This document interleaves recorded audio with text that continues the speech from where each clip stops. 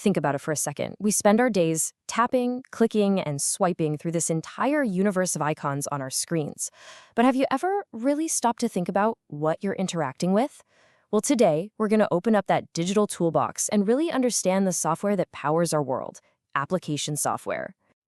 I mean, it seems like a pretty simple question, doesn't it? You use them for literally everything, from sending a quick text to playing a massive open world game. But if we pull back the curtain, what is an app at its very core? Let's find out. Okay, here's our game plan.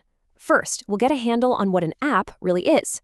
Then we'll break down the two main types of software out there, create a simple framework for classifying any app, explore the huge variety in our digital toolbox, and finally, help you see your own apps in a totally new way. All right, let's kick things off with that one little word, app. We all associate it with our phones, right? But the actual concept of application software is way older and much, much broader than that little icon sitting on your home screen. So here's the official definition. But the key thing to get here is it's software made for you, the person actually using the computer. It's not the deep down code that makes the processor hum or manages the memory. Nope, it's the program designed to help you get something done, whether that's drafting a novel, touching up a photo, or just finding the best pizza place nearby. And what's kind of wild is how recently the term app really took over our vocabulary. I mean, it just exploded in 2008 with the iPhone's App Store. Before that, we mostly just called them programs or software. But that little three-letter word was catchy, and it quickly jumped from our phones to our desktops. Now, app is just the word for any piece of software we use. You know, to really get what an application is, it helps to understand what it isn't. See, all the software on your device, every last bit of it, falls into one of two major categories. Let's break that down. Okay, I love this analogy. Think of your computer like a workshop. The system software, that's your Windows, your iOS, your Android, that's the workbench itself. It's the lights, the power sockets, the whole foundation that runs the shop. Application software, on the other hand, well, those are the individual tools you pick up to do a specific job. The hammer, the saw, the paintbrush.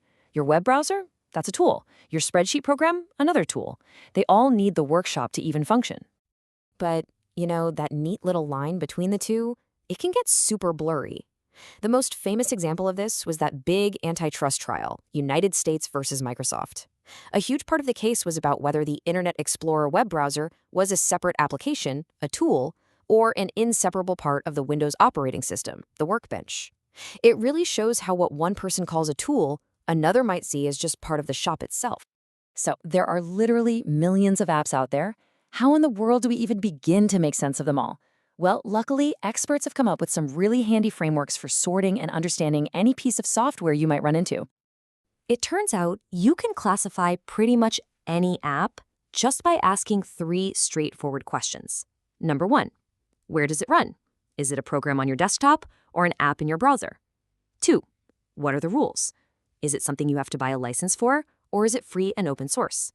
And three, who is it for? Is this a tool for everybody or for a very specific job? So for platform, you've got native apps that run right on your operating system, then web apps, mobile apps, and so on. And on the legal side, it really just comes down to the license. You've got proprietary software, like Adobe Photoshop, that has really strict rules. But then you have free and open source software, or FOSS, like the LibreOffice suite, which gives you the freedom to use, change, and even share it. And this next one, by scope, is really helpful for understanding the software market. You have horizontal applications, which are the tools basically everyone uses. Think word processors, browsers, spreadsheets. They cut across every industry. Then you have vertical applications. These are super specialized tools for a niche market, like software designed specifically for architects, or for managing a dental office, or for running a bank's internal systems. All right, now that we have this framework, let's actually open up that digital toolbox and see what we've got. The sheer variety of tools inside is just incredible, and we can group them by what they help us do. First up, we've got the tools for the information worker. And let's be real, that's most of us these days. These are the apps built from the ground up to create and manage information. We're talking everything from the trusty word processor and spreadsheet to these massive, complex project management suites that keep entire companies on track. Then you've got the tools for the fun stuff, right? Creation and entertainment. On one side, you have these incredibly powerful apps for artists and designers, video editors, 3D animation tools, you name it. And on the other side, you've got the apps designed purely for us to enjoy, video games, media players, even simple things like screensavers.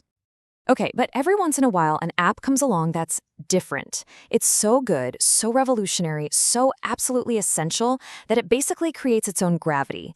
This is what we call a killer application or a killer app.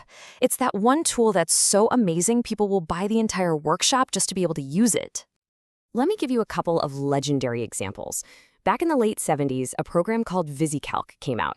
It was the world's first spreadsheet, and it was so powerful that businesses that had never even thought about owning a computer went out and bought Apple IIs just to run VisiCalc. Fast forward a few decades, and BlackBerry did the same thing with its secure instant email. It became the reason every professional had to have a BlackBerry. So after all that, let's bring this all back home. How does this change the way you look at the screen you're staring at right now? If there's one thing to take away, it's this. Nothing on your computer or phone is there by accident. Every single application is a purpose-built tool. It was designed to solve a very specific problem or fulfill a particular need, whether that's calculating a budget, connecting with family, or just, wasting a little time. And now, you've got the vocabulary to see it all with a new kind of clarity. You can tell the difference between the workbench and the tools. You can spot which tools are for everyone and which ones are for specialists. This framework gives you a whole new lens to understand the digital world you live and work in every single day. So I'll leave you with this final thought. We've seen tools for work, for creativity, for fun. We've seen horizontal apps for the masses and vertical apps for niche industries. With this new perspective, what's missing? What tool is still waiting to be built for your digital toolbox?